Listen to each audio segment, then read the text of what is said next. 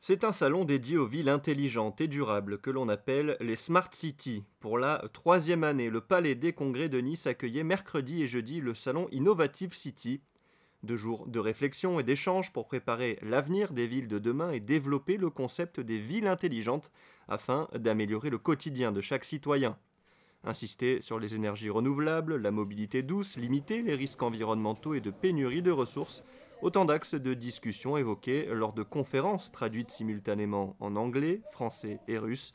Innovative City, c'est aussi 95 exposants, des startups et PME locales, des grandes entreprises internationales.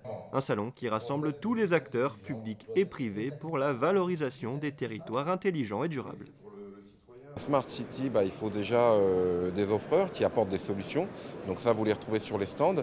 Et puis, il faut aussi des conférences pour expliquer les bonnes pratiques, les bons usages. Parce que ce n'est pas que mettre en place des outils technologiques, c'est aussi comprendre comment ça a été mis, comment des citoyens l'ont adopté. Et on ne gère pas une ville de 10 millions d'habitants comme en Chine, qu'on peut voir dans les conférences, comme une ville française de 500 000 habitants. Donc c'est totalement différent. Donc là, il faut que les gens échangent et dialoguent entre eux. La principauté de Monaco marque un intérêt croissant pour cette démarche de ville intelligente avec le développement des transports en commun ou la valorisation des véhicules écologiques. Marie-Pierre Gramalia était présente mercredi à Nice sur le salon. La conseillère de gouvernement a prononcé un discours et visité les différents stands. On a voulu voir un petit peu dans les différents stands quelles étaient les différentes possibilités de partenariat, que ce soit en matière de mobilité, que ce soit en matière de construction. Vous savez que nous avons notamment une plateforme 3D de la Principauté de Monaco.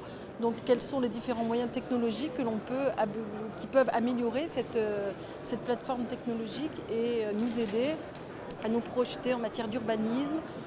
Je vous rappelle également que Monaco lance une extension sur son territoire maritime et donc c'est très important, je pense, qu'avec tous les nouveaux outils, de pouvoir se projeter et de faire, notamment pour ce qui est cette urbanisation en mer, un écosystème et de profiter de tous ces nouveaux moyens.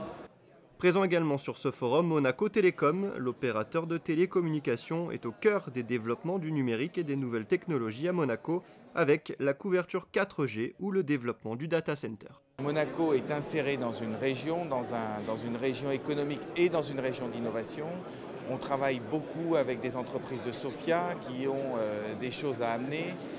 On amène également beaucoup de choses à travers Monaco, à travers nos data centers, pour que ces entreprises puissent proposer leurs services, notamment aux entreprises à Monaco. Monaco Télécom travaille actuellement avec Orange, la métropole Nice-Côte d'Azur et la Principauté de Monaco sur une application qui permettra de mieux gérer les flux automobiles à partir de la localisation de l'ensemble des cartes SIM sur et autour du territoire monégasque.